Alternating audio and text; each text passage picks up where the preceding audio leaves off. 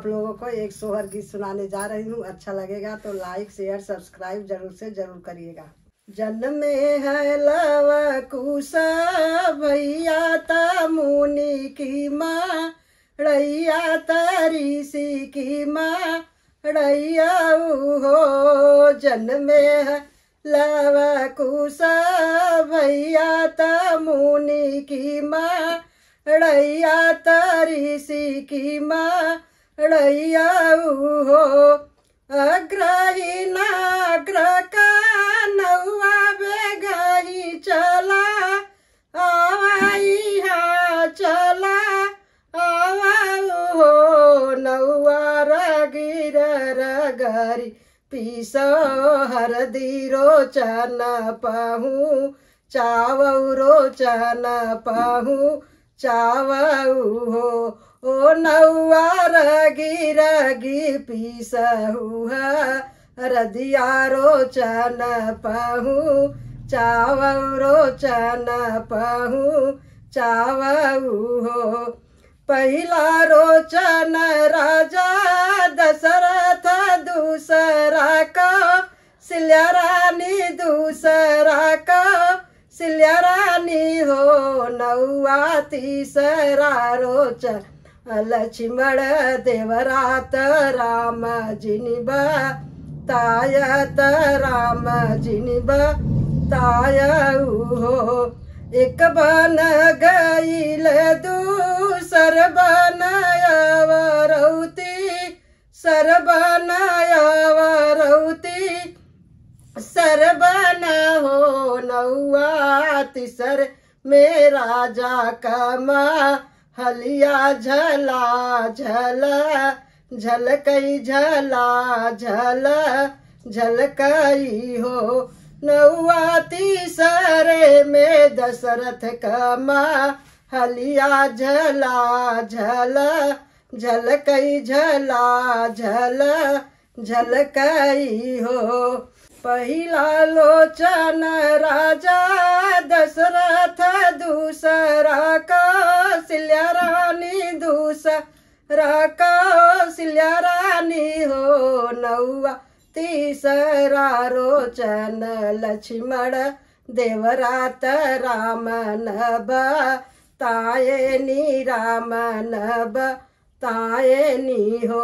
ओ नौआ तीसरा रोचन लक्ष्मण देवरात राम नभ तायनी राम नज नायनी हो।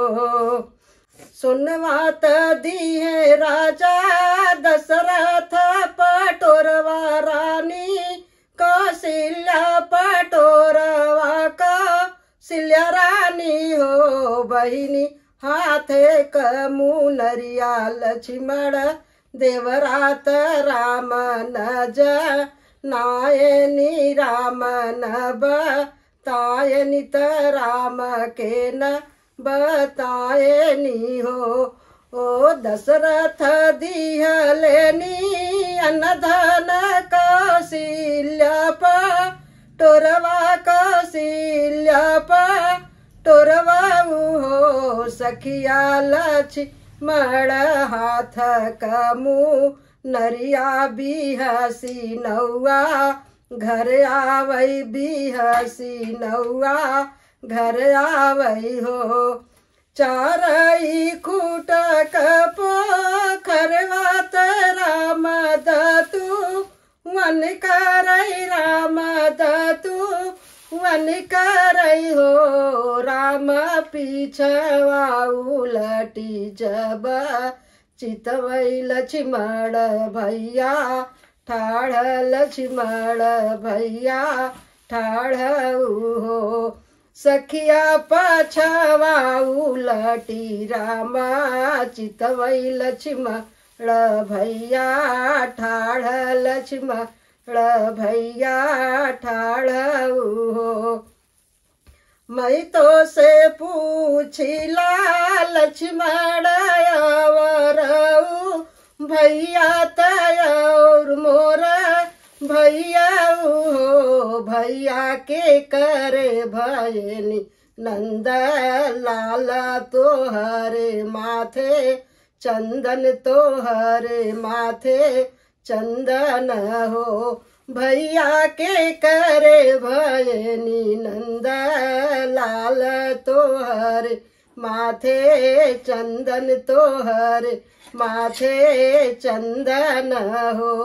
भल बउरा न तू भैया तके न बऊ राय सीता के न बऊ रायसी हो। भैया सीता भाभी भैले नंद लाल रोचन हम पाए, रोचन हम पाए हो। ओ भैया सीता भाभी भैले नंद लाल रोचन हम पाए, रोचन हम पाए हो। इतनी बचन राजा सुन ले सुनहि नाही, पावई सुनहि नाही पावई हो। राम लवटी के आई लेनी घरवा त राम जी बात करई पिताजी से बात करई हो। ओ रामा बंद कर दे रची।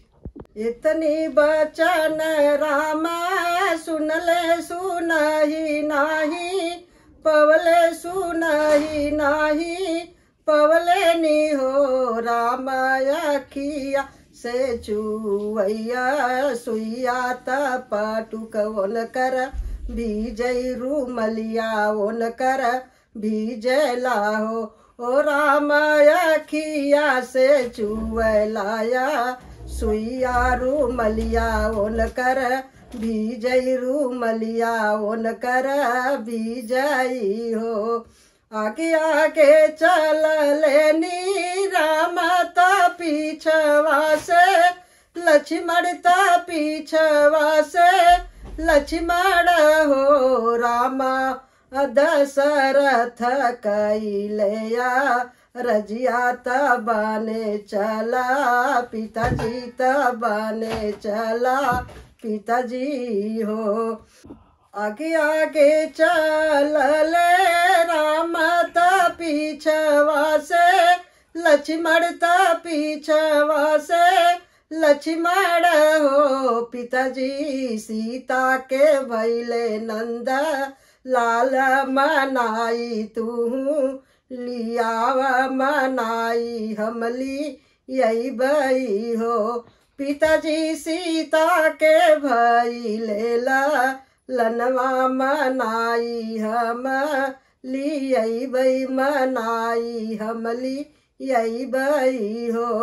एक बन गईल दूसर बनाया वरौती सरबनाया वरौती सरबन हो। बहिनी तीसरे में रिखी कमड़ैया त झला झला झलकई त झला झला झलकई हो।